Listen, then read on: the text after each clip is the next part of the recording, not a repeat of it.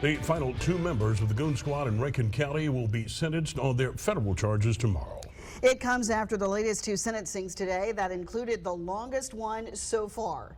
Former Rankin County Deputy Christian Dedmon received that lengthy 40-year sentence. Daniel Updike will spend 17.5 years in prison.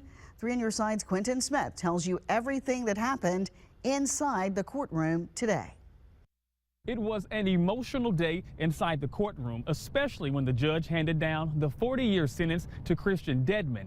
He immediately dropped his head, and his family members started crying. However, when it comes to the victims in this case, Michael Jenkins and Eddie Parker, they say hearing that sentence was a sigh of relief. He wasn't sorry for what he did. He was sorry that he got caught. He wanted to cry then. He wasn't doing all that when me and Mike was down on that floor, you know what I'm saying, sitting up there, taking all they were giving us and crying. Devil is a lie. Eddie Parker and Michael Jenkins both satisfied with the maximum sentences each member of the Goon Squad has received so far. It's a historic moment. I've lived in Mississippi 68 years, and I've never seen justice like this. In court on Wednesday, Dedmon finding out he'll spend the next 40 years behind bars. The 29-year-old sent out the group text message to other members of the Goon Squad to plan the attack. In court, the judge saying Dedmon committed the most egregious acts in this incident. Also being sentenced is Daniel Updike. He's receiving 17.5 years. He pled guilty to more than a dozen charges, including obstruction of justice. He's also the whistleblower in this case, coming forward and revealing what really happened.